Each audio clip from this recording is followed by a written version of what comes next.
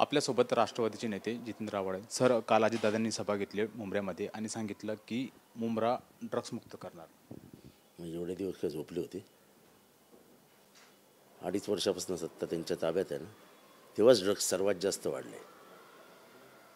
महाराष्ट्रामध्ये ड्रग्स जे वाढायला लागलेत ते यांचं सरकार आल्यानंतरच वाढायला लागले. मग काय करत होते एवढे दिवस? सर, दादा म्हणलेत की मला सत्ता द्या, मी टोरण मुक्त करणार, आमचा आमदार निवडून द्या. मग एवढे दिवस का नाही केलं? 2.5 वर्ष सत्तेत आहे ना, का नाही केलं? म्हणजे टोरेंट विषयावरचं राजकारण करून तुम्हाला आमदार निवडून पाहिजे का? म्हणजे प्रत्येक ठिकाणी दादांनी जितेंद्र आव्हाडशी फक्त राजकारण करायचं. टोरेंट आम्हीच काढणार आहोत ना, आम्हीच काढणार आहोत. त्याचे बॉक्सेस आम्हीच चेंज करणार आहोत. हे सगळं आमच्याच हातनं होईल, तुमच्या हातनं नाही होणार. सर, ते म्हणाले की 3 महिन्यामध्ये मी 2,000 कोटी निधी दिले आहेत आणि येणाऱ्या 5 वर्षात 3,000 कोटी निधी दिले आहेत. आणि कुठे दिलाय? मुंबऱ्यामध्ये नजीमुल्लांना 3,000 कोटी दिलाय. 2,000 दिले अजून 5,000 दिला. 2,000 दिलाय. हे दादा मुंबऱ्यात बोलत होते की बारामतीत? मुंबऱ्यात 2,000 कोटी पेपरवर दिलं असेल तर माहीत नाही मला. मुंबऱ्यात तर काही झालेलं दिसत नाही 2,000 कोटीचं. या माणसाने काय बोलावं काय बोलू नये याला तर्कसंगीत तर असायला हवं ना. काही बोलावं काय? 2,000 कोटी कशाला म्हणतात? एक 50 कोटी काय दिला बस, त्याला 2,000 कोटी काय? मग एवढा सगळा निधी दिला तर मी इथल्या स्थानिक आमदाराला का नाही दिलं? राज्य सरकार स्थानिक आमदार आणि सत्ताधारी आमदार यांच्यात फरक करतं का?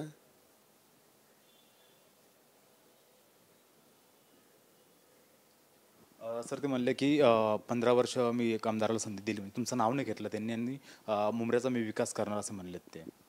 त्यांना कोणी सांगितलं की मुंबऱ्याचा विकास झालेला नाही? त्यांनी आत्ता काढलं बारामतीला कॅन्सर सेंटर. आमच्या इथे कॅन्सर सेंटर निघालं, ते झालं, सुरू पण झालं. बारामतीमध्ये नेलेला निधी हे म्हणजे लूट असायची, लूट. तरी कॅन्सर हॉस्पिटल उघडू शकले नव्हते. आमच्या इथे कॅन्सर हॉस्पिटल सुरू झालं. सर, अमित शहा म्हणाले की काही झालं तरी वक्फ बोर्डाचा कायदा रद्द करणार आणि महाराष्ट्रामध्ये मुस्लिम आरक्षण लागू करणार. असं एक तर अमित शहांनी हे बोलणं की वक्फ बोर्डाचा कायदा लागू करणार, बरोबर आहे ना. वक्फ बोर्डाची पार्लमेंटरी कमिटीचा अजून निर्णय यायचा आहे, त्यांचा रिपोर्ट सबमिट व्हायचा आहे.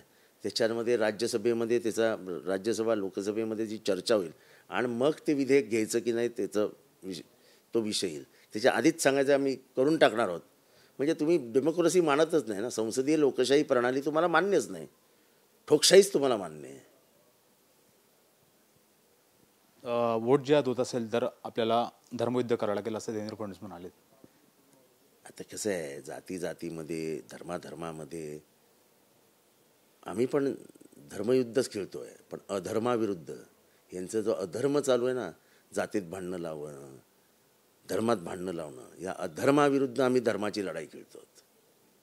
तुला म्हणालेत की 2009 मध्ये आव्हाडांना मतं मागितले, त्यांना आणलं मतदारसंघामध्ये, त्यासाठी मी मतदारसंघातल्या लोकांची माफी मागतो, तुमची माफी मागतो. मी लहान बाळ होतो ना, ते मला चालत घेऊन आले. 2002 मध्ये त्यांचा राजकीय उदयच झाला नसता तर ते कुठे आले असते? कोणाच्याही ओळखीच्या पाळखीचे नसलेले त्यांना निवडून आणलं, त्यांना तिकीट दिलं, निवडून आणलं आणि सातत्याने राजकीय एका स्टेजवर ठेवलं. ते ते ते माझं आयुष्य घडवणार, ज्यांना घडवलंच मी. येण्याशिवायपासून सगळी पदं कोणी दिली तुम्हाला? नाही, ते लहानपोरं अशी बोलत असतात, ऐकून घ्यायचं. मग मला तर खूप जणांच्या घरच्यांचीच माफी मागावी लागेल, खूप जणांच्या.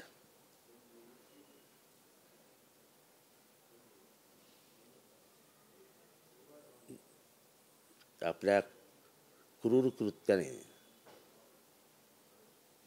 अनेक जणांना त्रास दिलेला असताना त्या सगळ्या घरच्यांची जाऊन मला माफी मागावी लागेल की सॉरी, मी समाजामध्ये कोणाला आणलं, समाज व्यवस्थेविरुद्ध आणलं, याबद्दल माफ करा. सर, लोकांमध्ये तुमचा प्रतिसाद कसा आहे? मतदारसंघामध्ये अजितदादा आले, धनंजय मुंडे आलेत, मोठमोठे नेते तुमच्या विरोधात येत आहेत, सभा घेत असं आहेत. आहे की जितेंद्र आव्हाडला घेरण्याचा एकही प्रयत्न ते सोडत नाही आहेत. धनंजय मुंडे आले, काय वाटेल ते बोलून गेले. अजितदादा आले, ते बोलून गेले. एकनाथ शिंदे आले, ते बोलून गेले. माझं नाव बंटी आहे, पण मी आयुष्यभर दुसऱ्यांच्या घंट्या वाजवलेल्या आहेत. एकनाथ शिंदेंनी कायम लक्षात ठेवावं. तिने जे काय वाक्य वापरलं ना, तेव्हा लक्षात ठेवा. मी सांगतोय, मी बंटी आहे. मला लहानपणाच लोक बंटी नावानेच ओळखतात. मग किती जणांच्या घंटी वाजवल्या आहेत त्याचा शोध घ्यावा. उगाच भाषणात काहीतरी बंटी आणि घंटीचं यमक जुळून भाषण होत नाही. धन्यवाद सर आमच्याशी बोलल्याबद्दल. Camera person अपूर्वसह Mihira Dhakane, Mumbra, Thane.